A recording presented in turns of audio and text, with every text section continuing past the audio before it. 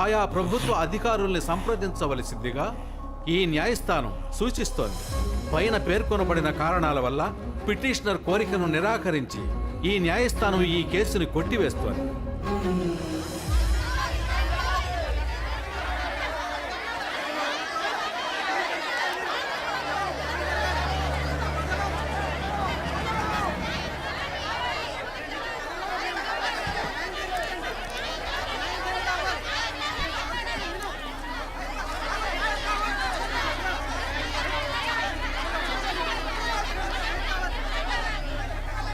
Sir, నా సమస్యకి ఇంతవరకు పరిష్కారం చెప్పలేదుగా. మీరు పరిష్కారం చెప్పేంత వరకు ప్రతి అడవి ఇలాగే తగలబడుతుంది. సీత అగ్ని ప్రవేశాన్ని ఎవరూ చూసుండకపోవచ్చు, కానీ ఈ సీతాలు శ్రీకాకుళాన్ని తగలబెట్టడం ఈ లోకమే చూడబోతుంది.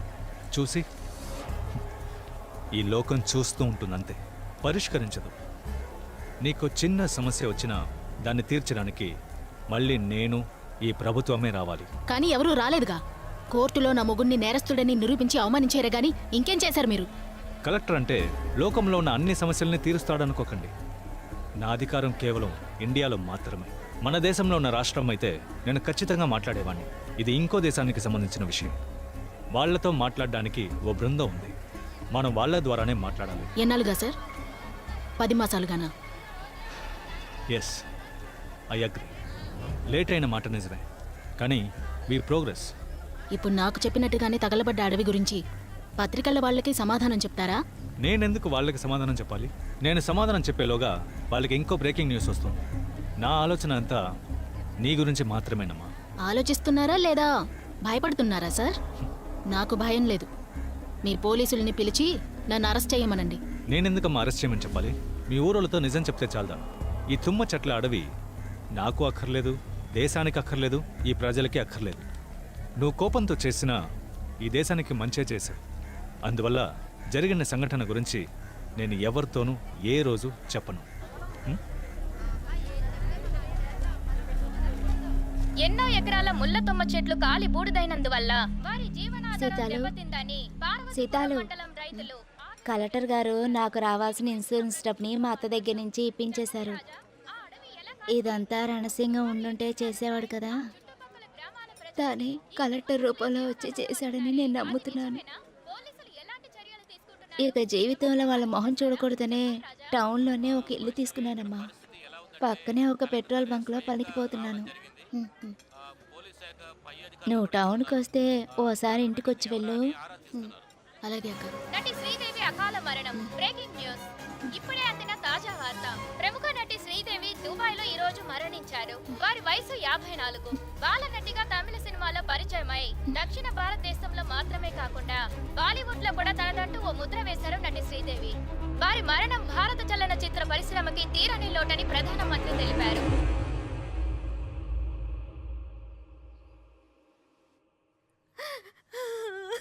అమ్మా, ఇప్పుడు ఎందుకెలా ఏడుస్తున్నావు? నాన్న, నేను అమరావతికి వెళ్తాను.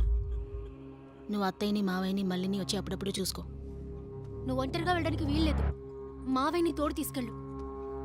అన్ని చోట్లకి తోడు తీసుకుని వెళ్ళలేం మళ్ళీ. ఏదో ఒక నాటికి ఒంటరిగా వెళ్ళి తీరాల్సిందే.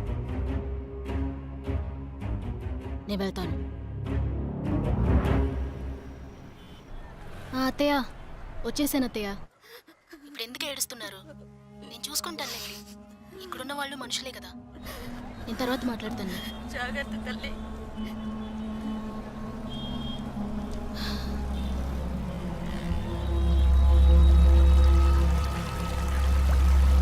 అయ్యో,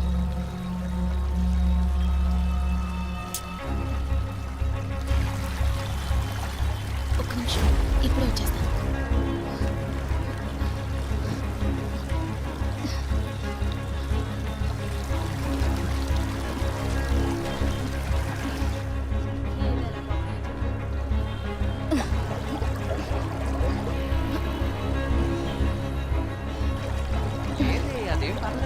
నేను ఆఫీస్కి ఫోన్ చేస్తాను. ఏమా బిడ్డను నడు రోడ్డు మీద వదిలేసి ఏం చేస్తున్నామా? లేదన్నా, నీళ్ళు అనవసరంగా ఊరికి పోతా ఉంటే ఇలా బిడ్డను వదిలేసి నా ప్రాణం తీస్తావా? నీరు లేక ఎన్నో ఊళ్ళు ఎంతో కష్టపడుతున్నాయి. నువ్వు సమస్య చేయడానికి నీ బిడ్డ నా బండి కింద పడి చావాలా? దయచేసి నన్ను క్షమించండి. ఎందుకమ్మా క్షమించాలి? బ్రదర్, ఆవిడ చెప్తున్నారు కదా. హలో, ఎవరు నువ్వు? అసలు ఇక్కడ ఏం జరిగిందో నీకు తెలుసా? యబ్బా, క్షమించమని అడిగారు కదా. దానికి ఎందుకే చేసుకుంటానంటున్నా? కొట్టానంటున్నా. పోరా, పోరా, పో. చాలా థ్యాంక్స్ అండి. నువ్వేం మారలేదు సీతాలు. గుణశేఖర్ని మనందరం స్కూల్లో కలిసి చదువుకున్నాం కదా. శేఖరు, మనిషి పోల్చుకోలేని విధంగా మారిపోయావు. అమరావతి వట్టి ఆకారాన్ని మాత్రమే మార్చిందని సంతోషపడాలి. ఆ, నువ్వేంటిలా ఒంటరిగా వచ్చావా? మీ ఆయన రాలా? ఎవరిని కలవాలని వచ్చావు సీతాలు?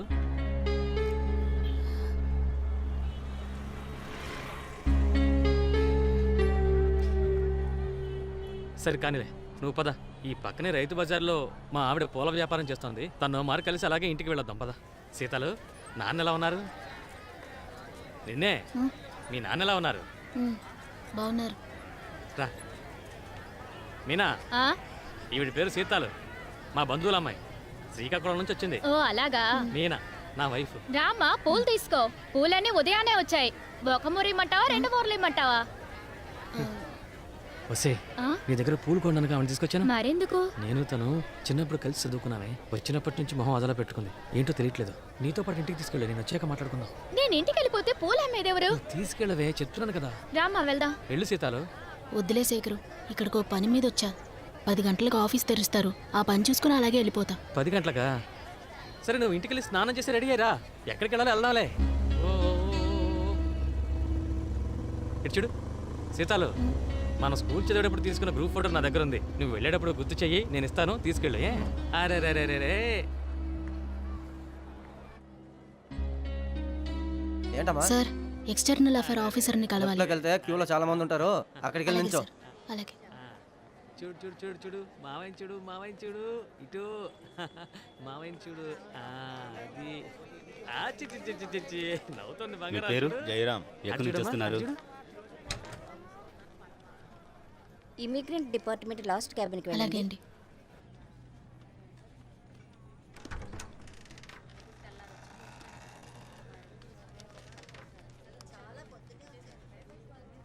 ఎస్, చెప్పండి.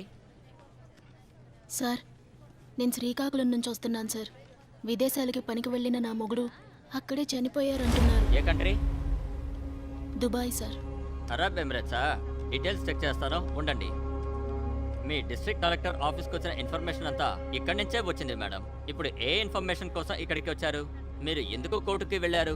మా ఇంటాయన చావుకి కారణం యాక్సిడెంటే అని కూడా పనిచేసే వ్యక్తి ఫోన్ చేసి చెప్పారు సార్. కానీ ఆ గవర్నమెంట్ కంపెనీ ఆ విషయం ఒప్పుకోవట్లేదు సార్. వాళ్ళ నోటి నుండి నిజం వస్తుందని కేసు పెట్టాను సార్. అక్కడికి వచ్చి కూడా వాళ్ళు అబద్ధమే చెప్పారు సార్. ఇప్పుడు ఈ పరిస్థితిలో ఎవరిని ఏ సాయం అడగాలో నాకు అసలు అర్థం కావట్లేదు సార్. ఈ దేశాలకి ఫోన్ చేసి వాళ్ళతో మాట్లాడి మీరే నాకు దారి చూపెడితే బాగుంటుంది సార్. మీరు చెప్పిన కంప్లైంట్ చెక్ చేసి చెప్పడానికి 1 వీక్ టైం పడుతుంది. మీరు వెళ్ళిరండి. సీతాలు, అసలు ఏం జరిగింది? నాకు జీవితాన్ని ఇచ్చిన మా బావతో జీవించడానికి నేను నోచుకోలేదు శేఖర్. పోనీ మా ఏరియా కౌన్సిలర్తో మాట్లాడి చూడనా, ఏమైనా పని జరుగుద్దేమో. కౌన్సిలర్తో కాదు, ఆఖరికి మా ఊరి ఎమ్మెల్యేతో కూడా మాట్లాడి చూశాను. అమ్మా, ఒక్క నిమిషమా. మీ ఆయన విదేశాలకు వెళ్ళి చనిపోయారా? ఉమ్, ఇక్కడ నుంచి 3 కిలోమీటర్ల దూరంలో ఇలాంటి విషయాలకి సంబంధించిన మైగ్రెంట్ రిసోర్స్ సెంటర్ అనే ఒక ఆఫీస్ ఉంది. అక్కడే విదేశాల్లో చనిపోయిన వారిని ఇండియాకి తీసుకురావడానికి సాయం చేస్తారు. సార్ సార్ సార్, నేను శ్రీకాకుళం నుండి వచ్చాను సార్. చెప్పండి సార్, మేము మీ ఆఫీస్కి వెళ్ళాం. వాళ్ళు ఇక్కడికి పంపించారు. ఏంటి, అబ్రాడ్ లోడ్ ఎత్తా? అవును సార్. ఇప్పుడు ఆ విషయాన్ని మేము డీల్ చేయట్లేదే, వాళ్ళే డీల్ చేస్తున్నారు. అలాంటప్పుడు ఎక్కడికి ఎందుకు పంపించారు? ఇంకోసారి అక్కడికి వెళ్ళండి. సార్, అక్కడికి వెళ్ళే వస్తున్నాం సార్. ఏమండి, వాళ్ళు అలాగే చెప్తారండి. మీరు పని చేయండి, అక్కడ టర్బన్ కట్టుకుని సింగో కైన ఉంటాడు, వెళ్ళి ఆయన కలవండి. సార్, మమ్మల్ని ఆయన ఇక్కడికి పంపించారు సార్. అక్కడ 10-15 మంది సింగులు ఉంటారు. నేను చెప్పేది రాజేంద్ర సింగ్ IAS. వెళ్ళి ఆయన కలవండి. ఆ? నువ్వు వెళ్ళి దాక్కుంటే వదిలేస్తా అనుకున్నావా?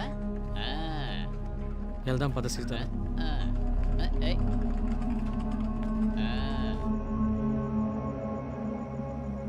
ఏమంటున్నావయ్యా? ఎప్పుడు ఇదంతా జరిగింది? ఎక్కడో ఏంటో ఏమైనా అడిగావా? నా దగ్గర నోరే తెరవలేదుగా. ఇది కూడా ఆఫీసర్తో చెప్తుంటే నేను పక్కన ఉన్నాను కాబట్టి తెలిసింది. ఆ? నేను అంతకు మించి అడగలేదు. పాపం ఎలా అడగని చెప్పు. నువ్వు పొద్దున్న వెళ్ళావు కదా, అక్కడున్న ఆఫీసర్లు ఏమన్నారు? వాళ్ళేమంటారు, ఎప్పట్లాగే ఆడికి పో ఈడికి పో, ఇది మా పని కాదు వేరే ఆఫీసర్స్ అని సాకులు చెప్తూనే ఉన్నారు. వాళ్ళలో ఈరోజు ఒకడు ఫోన్లో ఆడుకుంటూ సమాధానం చెప్పాడు చూడు. బా, మనుషుల బాధ అర్థం చేసుకోలేని ఇలాంటి మనుషులు కూడా ఉంటారా అనిపించింది తెలుసా. అసలు ఈ గవర్నమెంట్లో ఇన్ని డిపార్ట్మెంట్లు ఉన్నాయి కదా, అవన్నీ మళ్ళంటి వాళ్ళు అక్కడికి పోతే మన సమస్యలను తీర్చడానికి కాదు కాబోలు, ఆడికి పో ఈడికి పో అని ఏవేవో సాకులు చెప్పి ఊరికే మనల్ని తిప్పించడానికి